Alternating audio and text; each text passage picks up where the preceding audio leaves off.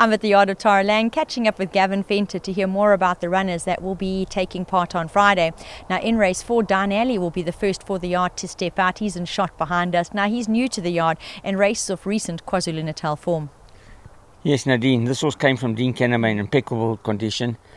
He's come back from a bit of a break. We took our time with him. Because he had a long trip from Durban to get here. So the first few weeks, we just got a bit easy with him, and then we picked up his work slowly but surely.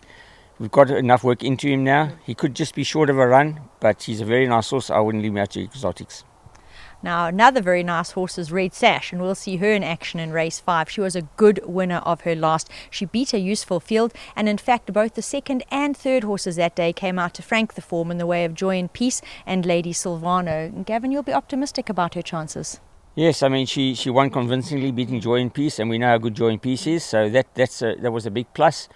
She has to beat Luna Holla, there's no doubt about that. I do still feel she's a better horse on the poly, but this is a big test. This is a feature race. We have to run her here. And I've spoken to Chase, will she be fine on the grass over marble? She said he agrees that she wouldn't be a problem. So all things go well, she can give Luna Holla a go for her money. There's no doubt about it. I wouldn't leave this filly out. She's working really, really well. And if all things work well for her in the race, she's a big runner. Definitely was a very smart win in her last. Now we move to race 6, and here we will see another newcomer to the yard, and that's State Secret, a 3-year-old filly, and another from KZN. Yes, also we took our time with her. Also came to us in impeccable condition from Dean. We took our time with her because they had, as I said, a long trip from Durban to get here, and we slowly and surely picked up her work. She could be just short of a run, but all things go well. We'll then aim her for the Breeders' Plate, which is like 3 weeks' time. And then our main mission will be to run in the Breeders' Guineas. But she's a very nice filly. Frederico's Passion will run in race 7. So far, his best races have been over track and trip. Yes, Nadine, we really thought, and Chase also thought he'd be an ideal poly horse, but that hasn't worked out that way. And he hasn't had the best of shins, so he doesn't pull up that well. We were in 2 minds whether to even run him here because, he doesn't pull up that well after a run on the poly. But we're going to give the poly a miss. He's not going to run the poly again. So we thought about it long and hard. They had dropped his rating, but he's still racing off his old rating. And he has a tendency to hang in a race, and he's drawn 1. So we changed it. We thought, okay, his next race was only the end of January.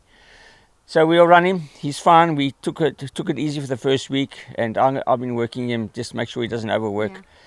And as I said, he's drawn 1, so if he hangs in, it'll be ideal. He can go straight to the rail.